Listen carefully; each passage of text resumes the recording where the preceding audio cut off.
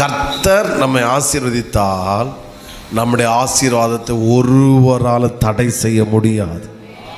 உங்கள் கையில் வந்து சேர்றத உலகமே எதிர்த்தாலும் உங்கள் கையில் வந்து சேரும். ஆமே. அது இன்னும் டீப்பாக சொல்கிறேன்.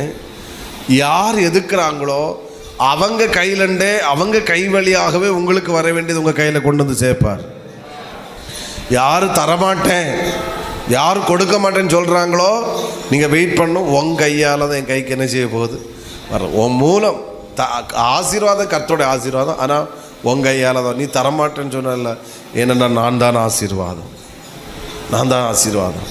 பிரைஸ் சொல்ல. ஏன்னா எனக்கு வருகிற ஆசீர்வாதம் மனிதனுடைய ஆசீர்வாதம் அல்ல, கர்த்தருடைய. நம்முடைய கண் 24 அங்கே தான் நோக்கட்டும், அங்கே நோக்கட்டும். நீர் என்னை ஆசீர்வதி. இங்கே வேலை செய்யணும், உழைக்கணும், நீங்கள் ஹார்ட் ஒர்க் பண்ணணும்.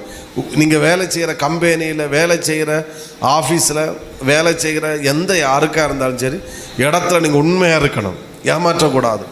முடிஞ்ச அளவுக்கு நேர்மையாக ஊழியம் செய்யணும்.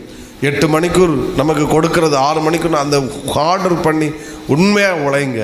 வேலை செய்துவிட்டு உங்களுடைய கண்கள் அந்த எஜமானனை அல்ல, பரலோக எஜமானனை நோக்கி பார்க்கட்டும்.